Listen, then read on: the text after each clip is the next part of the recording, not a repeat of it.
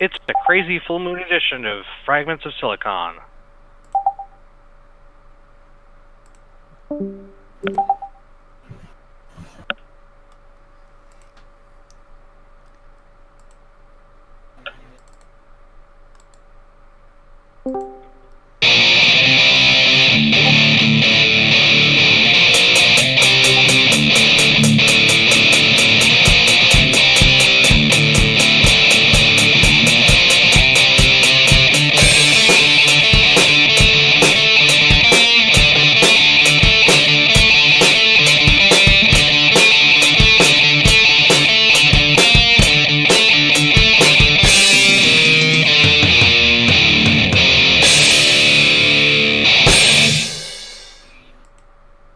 Alright, welcome to another installment of Fragments of Silicon. I'm your host, Adam. Joining me, as always, is the regular crew. And we were supposed to start early, but that didn't end up happening. So, oh well. Onwards to the news. Let's see. Galix, why don't you start things off this week, since you have car things to vent about? Well, my car is having a thing where apparently there's a problem with the oil that may be because of a known issue with this thing, or it may just be another link. So we were having an oil consumption test, and I was supposed to drop that off before work today and then go into work and have them do it while I was there, but that didn't really work because I was waiting for their courtesy card that they have to take people places while their stuff is done for like an hour and a half, so I missed over an hour of work, and that wasn't fun. And and they almost didn't finish it still, so thankfully they did, so I have my car and I'm not stuck with a loaner for a day or two, but I really couldn't think of any excuse for that. Hopefully it shouldn't be problematic in the long run.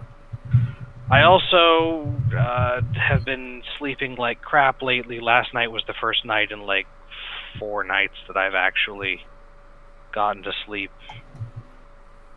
before way too late, measured by last time I got up to go to the bathroom before I went to bed. So that hasn't been a whole lot of fun either, and the temperature is still going up and down on the through the I feel okay using an air conditioner at this temperature range. So yeah. On happier notes, I finished Monster Boy in the Cursed Kingdom yesterday, and that was a good game. And I have a game that I'm going to be playing with a friend this Friday, hopefully, for review this weekend, because it's a multiplayer game, and yeah, that's about all I got right now. Alright. Twilight, you're up. Alright, well, my mother's car had to be has to be worked on for the next day or two, since it's been making this weird squealing sound that has turned into sort of a wail-like sound. This faint wail-like sound that's again, we don't know what it is yet. Work on it's expected to be repaired, be done tomorrow. We'll find out what it was and how much it costs.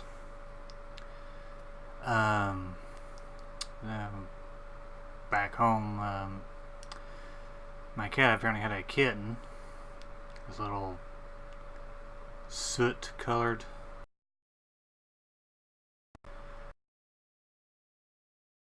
We can only guess she had more than one, but the others didn't make it. That's unfortunately. Well, at least she's got the one. Let's see, there's something else. I'll be celebrating my father's birthday tomorrow. I'll be heading back home for the evening for that. And in gaming news, been playing one of the games for this Sunday, and that's about it. Okay, Patty, you're up. Well, the big news for me is I won my Medicaid case, so yay! I get to keep my insurance. That's good. Mm-hmm. Yeah. You must be breathing a sigh of relief now. Yeah. I saw those fucking bills. Well, I mean, you can pay them now. Yep. Yeah. And other than that, not a whole lot's been going on. Week after next, I start physical therapy for my knee. And then we're just gonna kind of go from there. Hmm. Because hopefully soon I can head up to my computer and actually use it. Mm-hmm. But yeah, as far as gaming news goes, not a whole lot's been going on. We're still chugging along through the Eden Savage raids. So that's fun. And that's about it. Okay, then. I guess it's my go. Let me see. Got a rough timeline on the move. It's looking like if it happens, it'll be in the range of December, January, due to a few factors, which is well enough because I live in Florida. Moving in the winter is not an issue like it is moving in the summer. Like, you know, it can still get cold down here, but it's not. It's bundle up kind, not you have to worry about hypothermia levels of cold, usually. And yeah, that's about it for personal news. I mean, I guess as far as games go, I've actually been playing a game not for review, which is rare. Playing some Final Fantasy IV. The Windows version, which is based off the DS version. It's still a better game than Final Fantasy III, as are all the 60.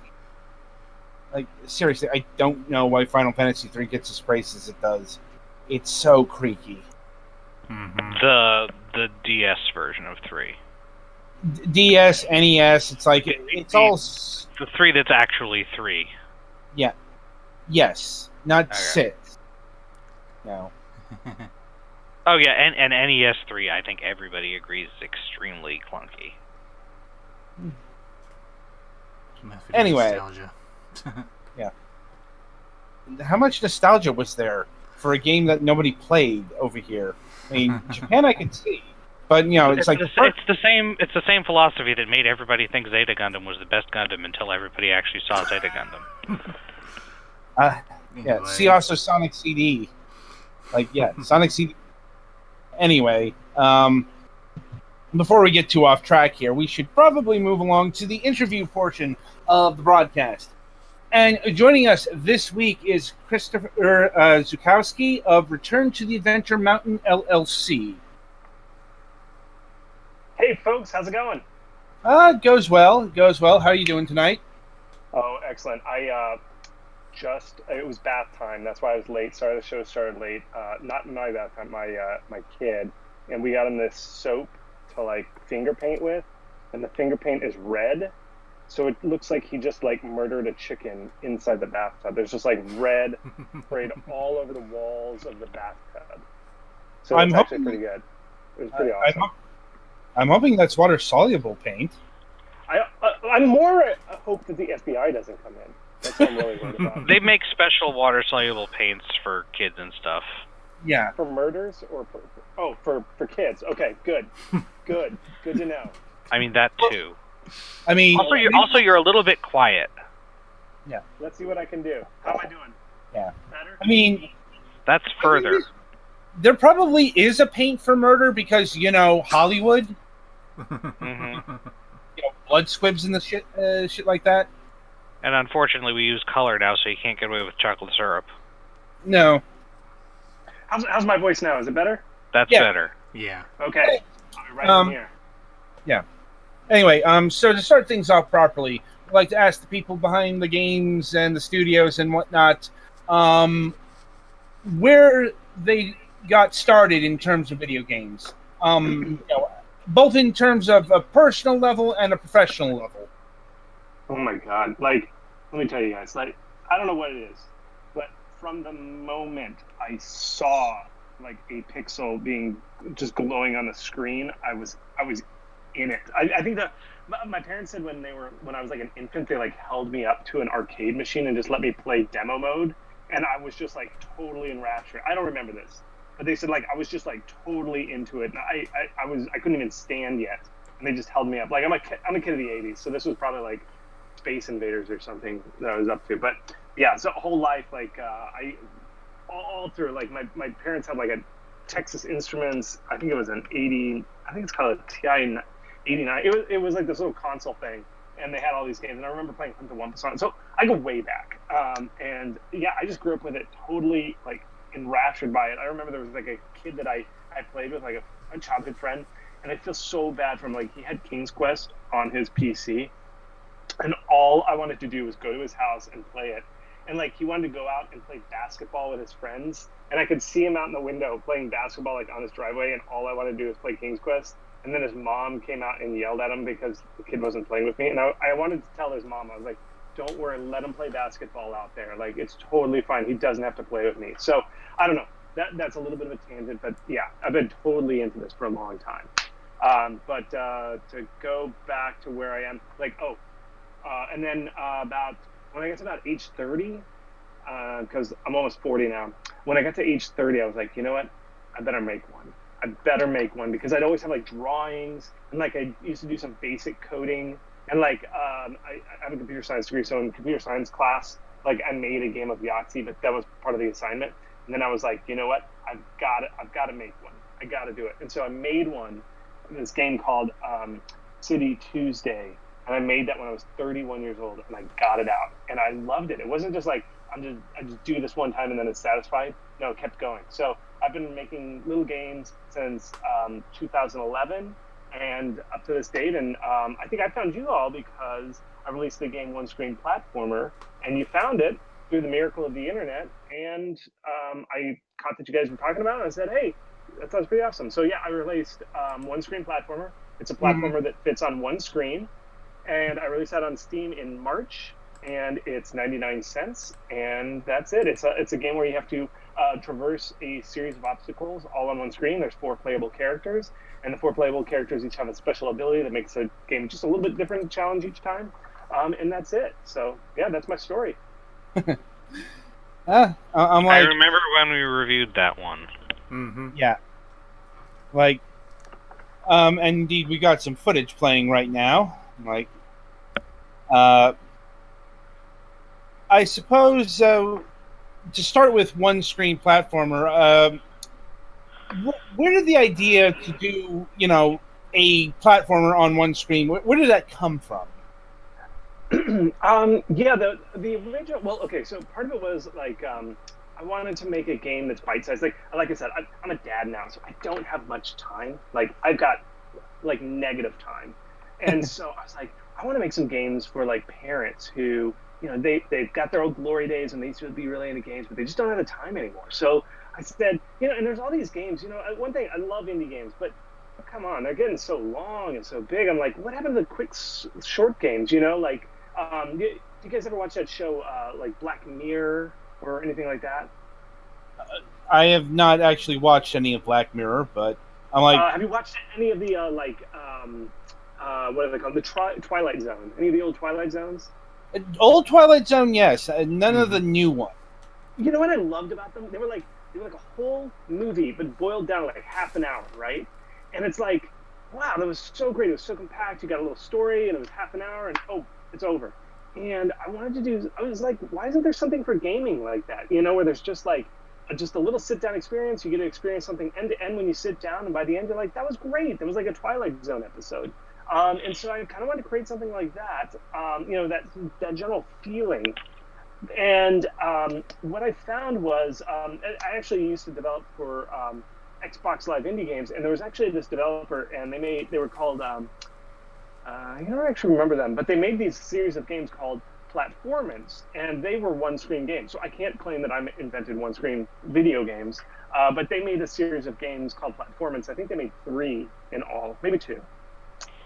But you would play the whole game on one screen, and so, but they only had 1 playable character, and like the difference I brought is that you got 4 playable characters to go through. So it was a combination of that, wanting to make a short, bite-sized, one-sitting experience where you just sit down, you play it, and then it's done, and it costs $1. You know, it's about $1 an hour worth of play time, so you can't go too wrong with that nowadays. And yeah, that's it. Yeah, I can understand where you're coming from. You know, although there isn't a lack of short gaming experiences, but perhaps there isn't much in the way of like one screen gaming. Yeah, why not? Well, let's bring it back, huh? I'm not here to argue against that. You know, it's like, all right. I mean, was it particularly hard to make this one screen platformer game? Heck no, it was a joy. Like, let me tell you, like, if I could make games where all I had to do was like draw it on paper and then would just come to life, I would do it. Like, I don't know. So what I did was I've created a lot of games. I think almost all of them have been platformers. And so I'm pretty familiar with the platform genre. I love playing platform games. I know the genre. I know like how to make the physics work and all that stuff. And so it actually wasn't that challenging of a thing to make. It was just like a really enjoyable thing to make. I just loved doing it. That's not too surprising, since platforming games are one of the simpler genres to make. Like, I mean, there's a reason why they proliferate the indie scene. But given the design philosophies applied to one-screen platformer, is that the reason why it's so difficult? I don't know. I think the difficulty was, I think we kind of stretch it out, you know, make it last a little bit longer, and to give you that kind of like, yes feeling, you know, when you finally do it. Like, I've watched some streamers play it, and they get this look on their face, and it just like, as soon as they get it's like the weight lifted off of them as soon as they get through a challenging part. And so I did want to kind of get that feeling. But one of the modes that I do want to add is a no death mode where you can just go straight through no death. So yeah, it was a kind of a combination of those two. Interesting. Just as a question, do you guys make games? I don't know too much about you all. No, we do not make games. We're on the journalist side of the equation, I guess you could say. You know, yeah, none of us really have the technical chops, I don't think. Or the, it's like, or the interest, or just a whole lot of things about making the games ourselves. It's like, we ask the people who make the games onto our program, and we talk about the games. Oh, you just sounded so knowledgeable about it. It sounded like you guys have done it before. Like, have you done Mario Maker? Have you played anything like that, or tried to make your own levels? I'd have to ask, like Galax, Petty Fan. I tried, but I do not have the. I find that I lack the persistence to really come up with something beyond like the one gimmick for a stage. I don't have the patience to go through and like bug test all the jumps and make sure all the things are. Yeah. It's fun. It's fun once you kind of get into it. Like I'll tell you, like your first couple are going to be rough. It's going to be hard going. But then once you get it, and if you get somebody else to play, you're like in the same room while they're playing it, I don't know, something magic happens, and you just kind of, it infects you, and you kind of get into making it. I would stick with it. It's worth it. It's a fun experience. I have designed some maps for like tabletop gaming for like Dungeons and Dragons and stuff, and that's fun.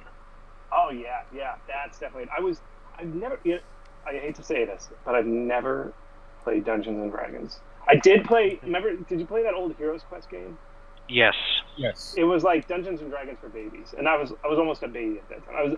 I think I was like teenager, like early junior high, and I played it. And I was always the DM, the fake DM, the baby DM, because it was a game for babies. But it was fun. It was always fun to like look across and see them like make the faces, like the other people I was playing with, my neighbor, kids, friends who were playing. I always like to watch their faces when they're doing it.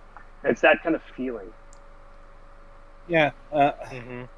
Yeah. Do you guys DM? Do you do the DMing? Like, what's your role when you typically do it? Are you there for the ride, or are you there to like lead the party? I'm usually a player, but I've run a few one-shots. Or I tried running a long campaign once, but unfortunately, I ran out of steam because it's harder to create stat blocks at higher levels. And also, we lost a couple of players, and it was not a campaign that worked well if you lost people, because it was very focused on this group of people have a task for a special purpose. Yeah, they should have done a one-screen dungeon crawler. How about that? You know, That would be over in an interesting. hour? How about that? It's over in an hour. You don't have to worry if you lose somebody. You know, it's got the quick attention span that you guys, maybe we should do it. At any rate, now, well, now there is a bit of variance in this game, both in terms of characters and in terms of difficulty. Exactly, how did you come up with like the different modes and such?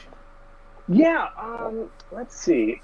Well, the Nadia character, which you've got on your screen right now, she's basic one jump.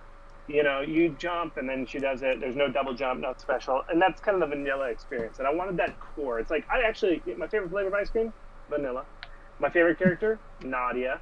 That's the way you got to do it. Got to keep it pure. So I kept her. She's the first character. They're all unlocked by default. You know, you don't have to like play and find some secret to get the other ones. But I really want players to play her first, just so that they kind of get that feel. And then there was this game, and I don't know the name of it, but I think it's by the guy that he does an indie game, and I forget the name of it too. It's a very popular Metroidvania. Let me see if I can Google it real fast. I think it's called Substation Alpha or something. Environmental Substation Alpha, Yeah. or whatever. Yeah. Yeah, and I think before he actually released that game, he released like I think it was a prototype, and the prototype had this thing where the whole screen was black, and then you would slowly like explore, and it would clear out the fog. And I just thought that was such a fun experience, and I don't even know where it is anymore, but it was like a flash demo or something. And I was like, that is such an engaging experience. So I turned that into the next character, which is this giant gorilla thing, because every game needs a gorilla. I mean, just not enough games have gorillas in it, so I put a cybernetic gorilla in it. It's a gorilla that has one eye, and when you get to the screen, it's the same level, but the whole screen is black. And as you traverse, it clears out the fog, and that's the mission of the game, is to actually play through it. And the kind of, if I want to put on my hoity-toity game dev journalist hat, it's kind of the experience of the place because of your other playthroughs, and you're kind of reliving your memory from your previous playthrough, because you just got to kind of remember. It's like you're using your muscle memory to go through the game and kind of unlock it as you play. So that's the gorilla character. That's kind of what I was going for there. And then the third one is called, his name's Vez, and he has these series of dots. And I wanted to make one for challenging. He's the challenging one, and he's still the hardest one. And his deal is that he's got a series of kind of like Pac-Man dots, and you have to collect all of them without dying, and it's in between two checkpoints. So you got to collect all the dots between two checkpoints before the next one unlocks.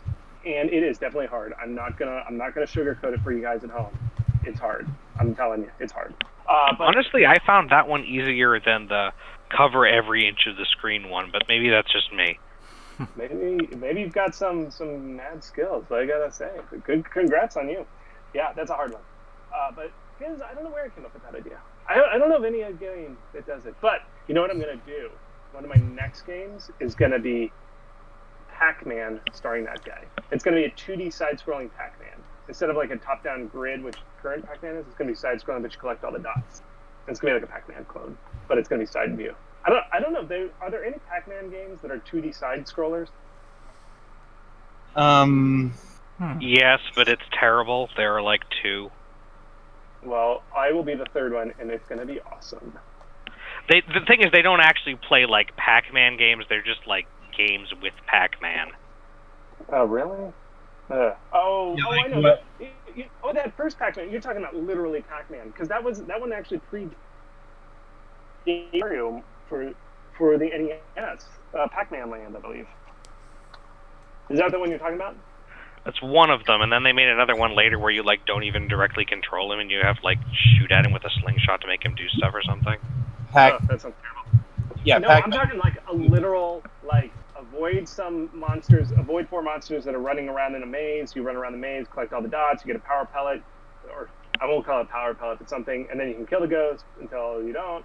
But it's all side scrolling. You know, it's not top down like current Pac-Man. It'll be like bounce off walls and stuff. But so never like heard of that. The stage is like more than one screen wide, and you have to progress through the stage, kind of. Yeah, something like that. I'll have to play with it. But yeah, that's kind of what I was thinking. I'm like, that probably exists, but I can't think of it offhand. Yeah, see, I got something. So we've got, what did we come up with today, guys? 2D Pac-Man on the side, one screen, double or Dungeons and Dragons. All right, let's keep this going. Let's see if we can get 3 ideas here before the end of the show. Somehow this has turned into a game jam. All right, let's do it. I love it. I'm like, have you guys ever done a game jam? I'm like, I don't think we've ever done a game jam. Oh man, you got it. I have a friend who does them fairly regularly, who's mostly a musician. Yeah, I don't have I don't know. I really wish I had taken computer coding classes because then I might be able to. But, yeah, Petty, you're the computer programmer here. But anyway, you got this other game, Return of the Zombie King. Yeah. Like, has that been released yet, or is that still in development? So, okay. This is a Fragments of Silicon exclusive, but, so it's an iOS game. It's on iOS. It's on there. You can download it now. I think it's $2.99 iOS store. It is a game in which you are a king. You're a victim of regicide, which is the killing of a king, and you are left for dead in a swamp. You rapidly decay because there's swamp. It's a lot of microbes in the air and stuff. So you decay very fast. You come back. You resurrect because you got killed because you spent too much on your castle. You come back and you're a zombie. You're actually like a skeleton, no legs, just a zombie torso. And you have to slowly regain all your gold on the way back to your castle. And you slowly buy back all your parts. You got to buy your legs. You don't have eyeballs because they got decayed, so you got to buy your eyes back. So you can't see anything in the game. It's all black and white until you buy your eyes. So you can't even hear anything because you don't have ears. They're the fleshy bits that got eaten off. So you got to buy your ears back. And then you can hear sound effects in the game. Then now, are these yours, or are these like just someone else's that you're just buying? Oh no, you made a deal with the devil, and the devil wants his due, and so you gotta buy back each part from the devil. Okay. So that's where you're coming back from. So that's out there in the App Store right now, iOS App Store. But I got the Steam bug. Like, sounds really gross, but I got the bug from Steam. I love Steam, and so one screen platformer, people love it. This guy. My favorite review on Steam said, let me just read it. Okay. He said, "This dev is the most enthusiastic I've ever seen in the history of Steam," and I will take that mantra. I will be the most enthusiastic dev. That's when I got the bug when I read that guy's review, and so when I read that, I was like, I got to put more on Steam. So I'm going to take Zombie King, that was an iOS game. I'm going to bring it over to Steam. It's going to be awesome. You're still going to be able to buy body parts back from the devil. If you've ever wanted to make a deal with the devil, you can do that virtually. You can live your dream of making a deal with the devil. You can do it. It's not gonna. It's going to be safe. That's the whole thing about virtual environments. You don't literally make the deal with the devil. You can live out your fantasies. So I'm sure no microtransactions where you can spend your actual money to buy your body parts back sooner.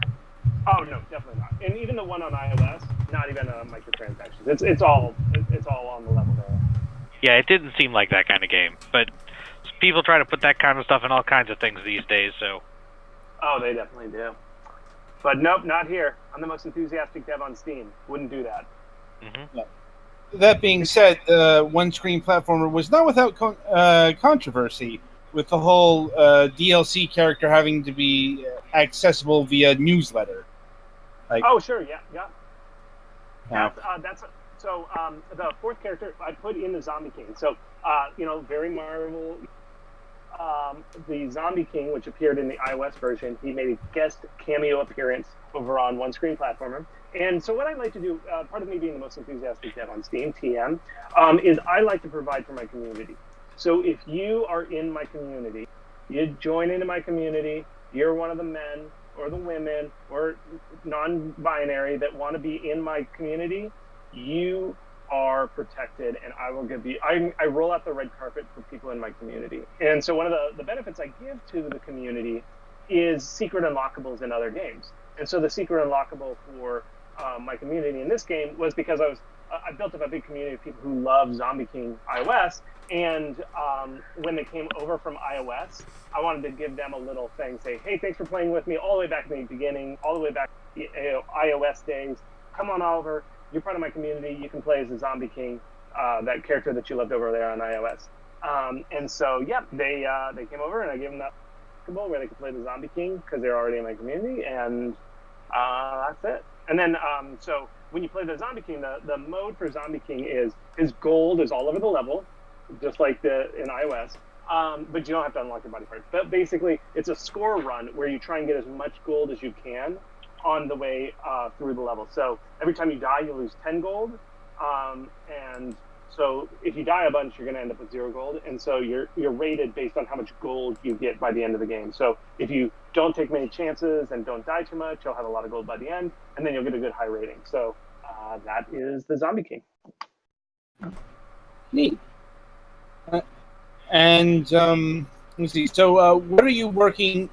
Ideas drummed up on the show aside. What are you working on next? Oh, I'm gonna port Zombie King to Steam.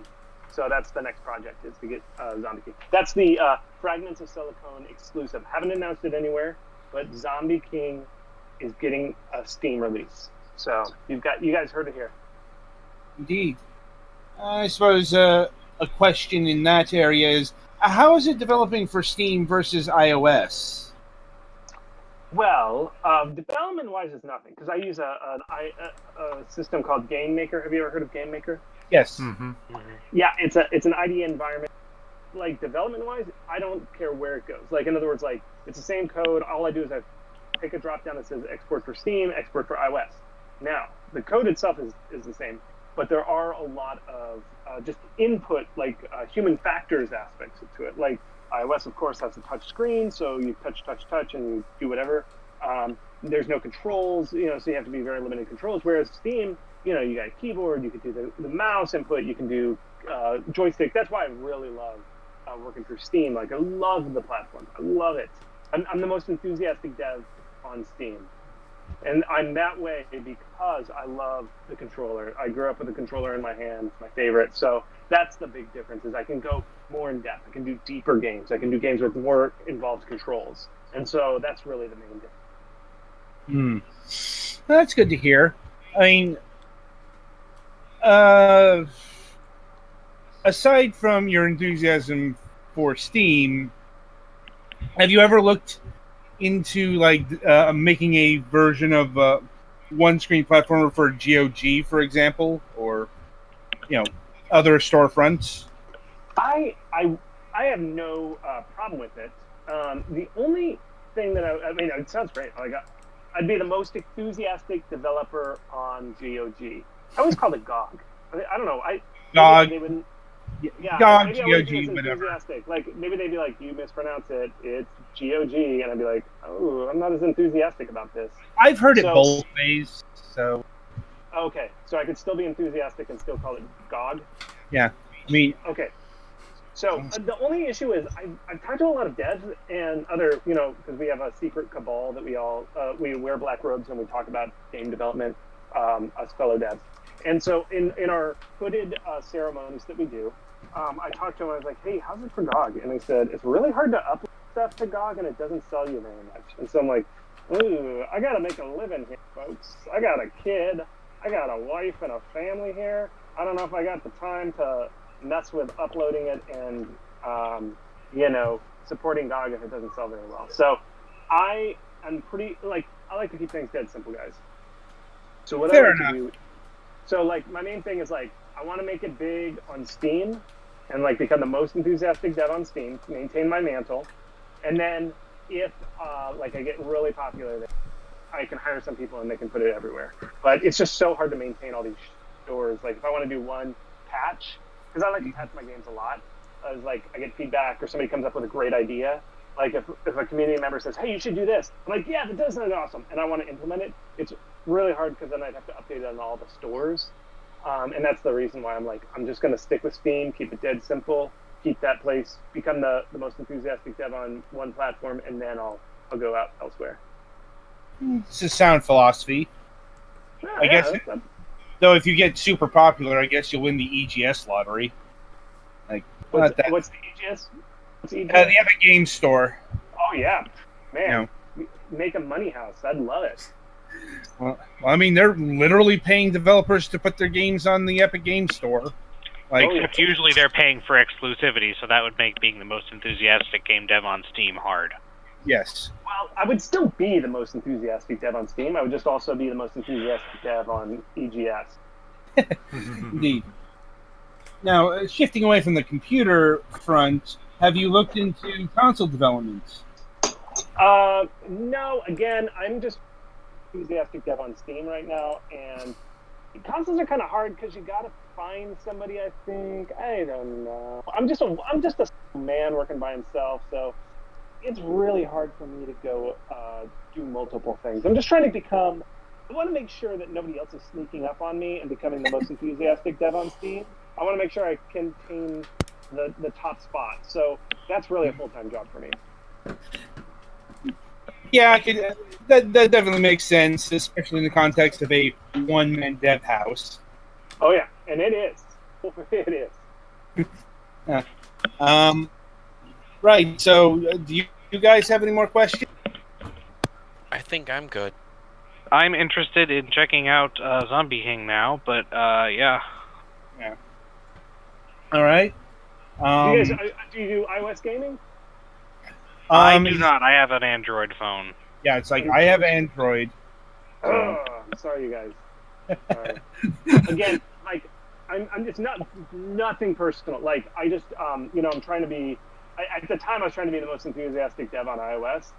It didn't happen. But it's just really hard to maintain multiple platforms, and that's the only reason I didn't support Android. But I totally would have. But I was like, man, it's just too hard to sell on two things. So I'm just gonna stick with iOS. So otherwise, I would have helped. Anyway, so the game is one-screen platformer. It is available on Steam for 99 cents. Before, here's the thing. Anybody listening, anybody out there in the public, you guys want to, this is for friends of the show of Fragments of Silicon, because you guys are so awesome. I love you guys.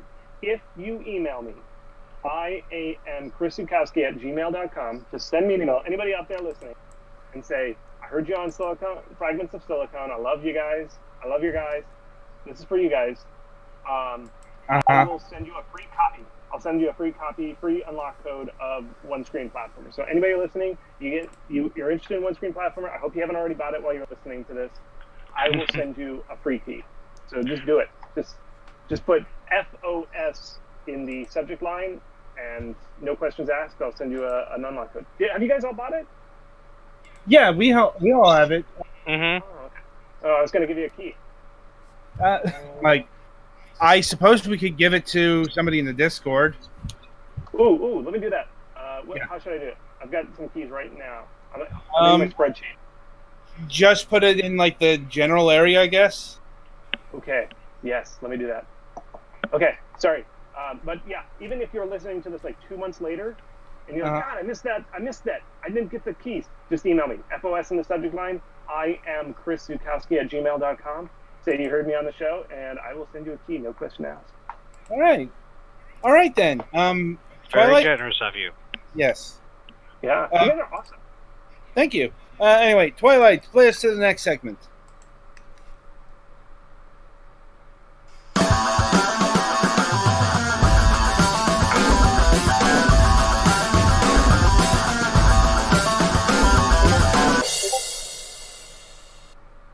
All right.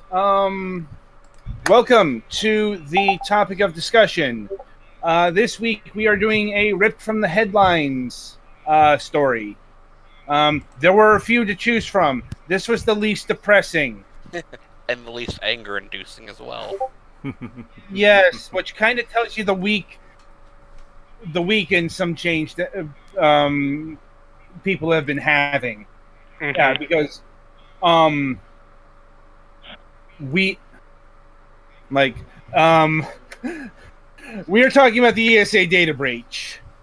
And The you may least depressing news was that a crap ton of games journalist people had all of their personal information leaked by the company that puts on one of the biggest game industry things. So yeah, that's a thing that happens.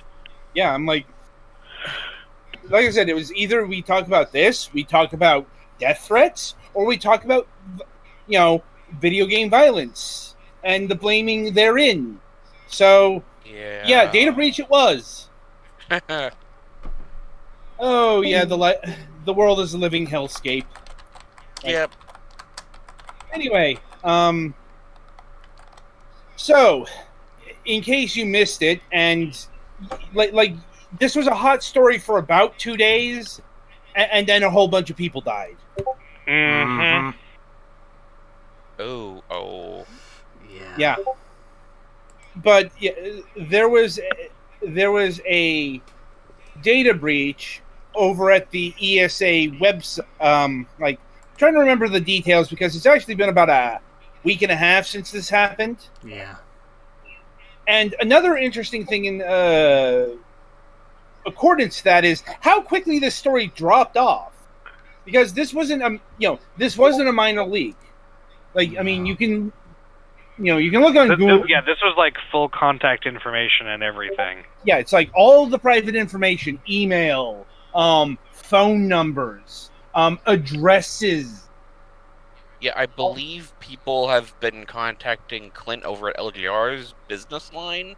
Yeah, he's been getting texts about it. Yeah.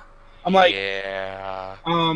But the point of order is, a serious level of data breach happened with this because of I'm trying to remember if it wasn't a security vulnerability. It was because it was really easy to break into the site or something. The point is, I remember something like a plain text database, which is a very big no-no. Yeah, I think that's about what it was, and it was also, this thing was up for hours. It was up long enough where the information could be mirrored and redistributed. So by the time it got taken down, it was too late. That information's still out there. I'm like, and that's where the story's gone cold, because other horrors have happened, but this story isn't over. Not just because nobody's been shotgunned or anything. It's because legal consequences could be happening over this. Mm-hmm. Over here in North America, the ESA is probably gonna face a class action lawsuit over the data breach. We've had that sort of thing happen before. And over in Europe, they're the EU Commission, some EU governmental body is going to probably fine the ESA quite a bit of money over this. It's just, you won't be hearing about that for a while because those kind of things take time. Mm-hmm. And, it's in today's social media afflicted world, we can't really pay attention to something for more than 24 hours. Yeah. News goes fast. Yeah. But yeah, it's and apparently the data breach was even worse than previously expected. or purported, because it's not just people who went to E3 2019. But it's like the past few E3s. Apparently, like if you didn't go to E3 2019, but you went to 2018, your data was still vulnerable. Yeah, that's not okay. Nope. No. Gee, No. that's like not hard to not do, you'd think. Yeah. I suppose we could talk about the other stuff because there isn't really much substance to this one. It's one of those. The ESA did a bad thing, and they're probably going to literally pay for it. Mm-hmm.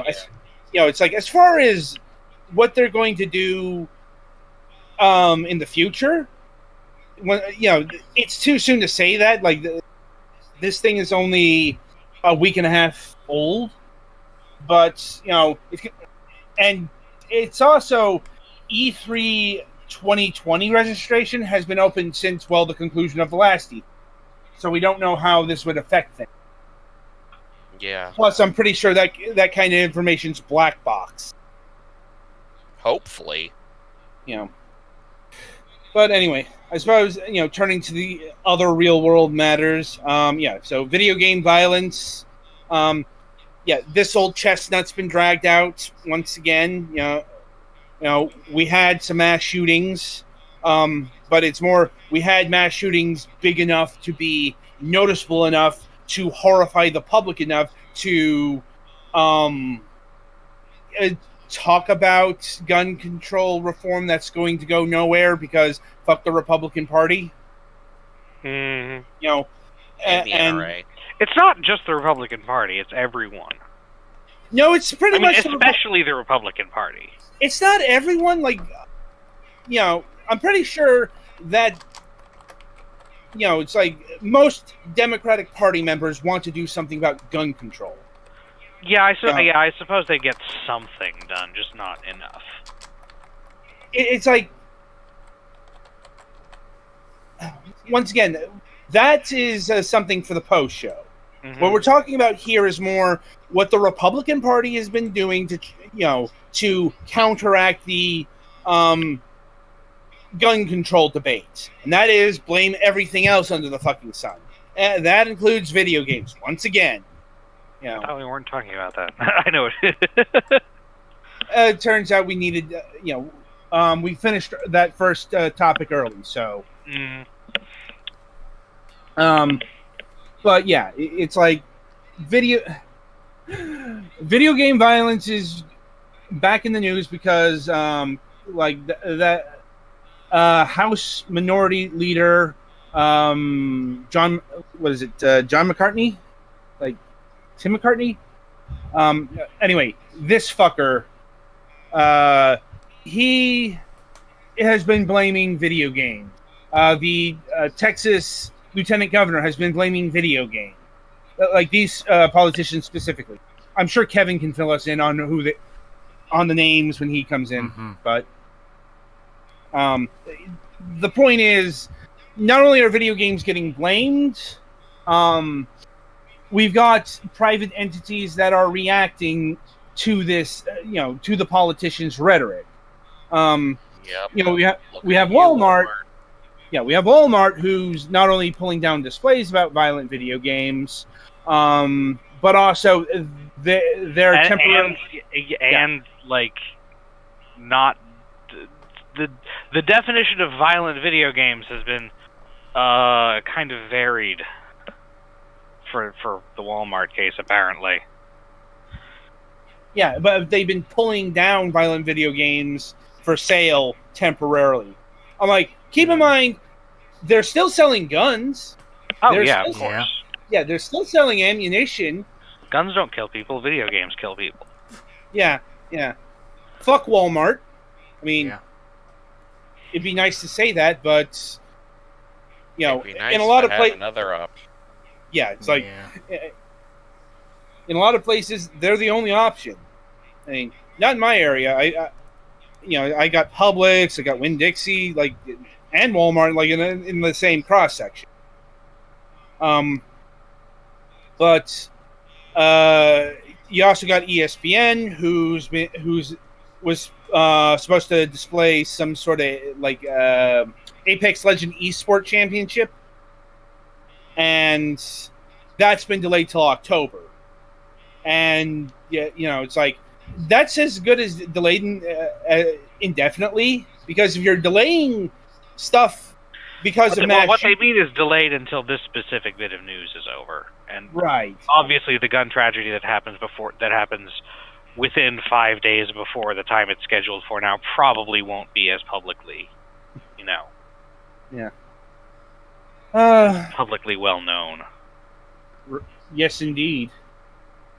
All right. Let me see here. But yeah, it's like these are still, in the grand scheme of things, minor reactions compared to like there's no serious effort to legislate video games this time around. I mean, that kind of definitively died in 2011. At the Supreme Court. But this is also a highlight between the video game moral panic of the late 90s, to early 2000s to today. Like,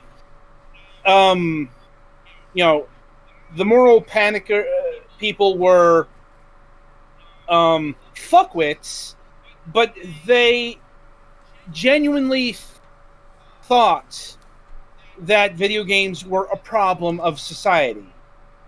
I'm not saying that makes this shit better, but I'm saying it's different. Mm-hmm. It's like what we got here today, complete fucking bullshit. It's like, Trump doesn't believe it. The GOP doesn't believe it.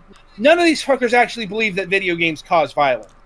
Most of them probably don't know a damn thing about video games, but no, they're just looking for a scapegoat. Yeah, it's like you can't tell me that these fuckers are arguing in good faith. Oh no, that's the difference. Well, for one at least, in order to argue in good faith, you have to have a faith, and I think at least one party involved in this does not have any actual faith in anything. No, but you will hear I'm not talking about like religious faith. I'm talking about like just any kind of principles at all. I'm aware of that. I'm like, no. Their principles lie with the NRA. They lie with the fucking checks the NRA rights and all that shit. That's why, and it's not just the politicians. Once again, Walmart, they're selling the guns. They're selling the ammunition. Mm-hmm. I'm like, they're pulling down the video games. I'm like, yeah, hey, ESA, to tie things together. I'm like, you motherfuckers backed the wrong horse. The ESA, by the way, has donated to Republicans, including Trump, I believe, like,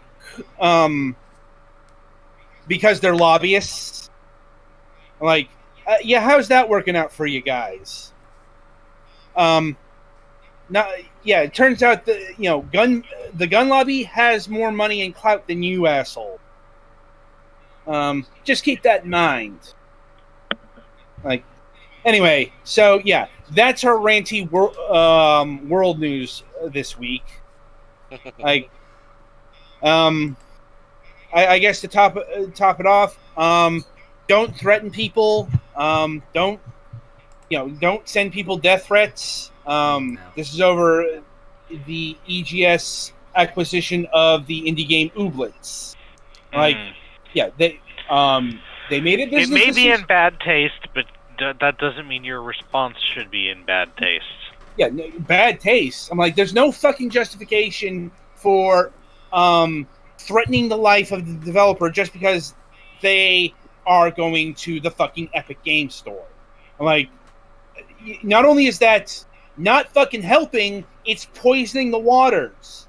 It's allowing EGS provocateurs to say it once again with the it's just a launcher defense. I'm like, and while I definitely agree with that in the terms of fucking death threats, that's not true in actuality. But once again, this is what happens when you poison the well in terms of arguments. You can't actually make good faith critiques without being on that fucking side. Like, and it's not just here. Like, for example, Star Wars: The Last Jedi. People had problems with that game, with that movie. Some of them had legitimate criticisms. That all got flushed down the toilet when the alt-right fuckers, decided that the problem with the movie was all the women folk. You see how this works. You go over the line, the fucking argument's blown up. I don't want, it's like, I don't want that to fucking happen, and I don't want people to die over video games. Fucking hell, people. Anyway, so that'll about do it for this week on Fragments of Silicon. Coming up on the week ahead, nothing this Friday. And let's see, on the Sunday reviews, we have Tetsumo Party, for the Nintendo Switch, which obviously Galitz is going to take care of. We have Sinker 2, which we did an interview with last Friday. Although, apologies that something happened during the live recording where it didn't pick up a portion of that broadcast, so it's essentially split into two, and it's missing part of that interview. That's just gone to the ether. Apologies, there was a hiccup at the connection or something. I didn't even notice it until afterwards. Yeah. And we got Survive on Wrath, which is a game that's it tells what it is. Like, you are surviving on a raft. Mm-hmm. I'm like, it's actually about as exciting as it sounds. Mm-hmm. More on that on Sunday. So until then, I wish you good gaming.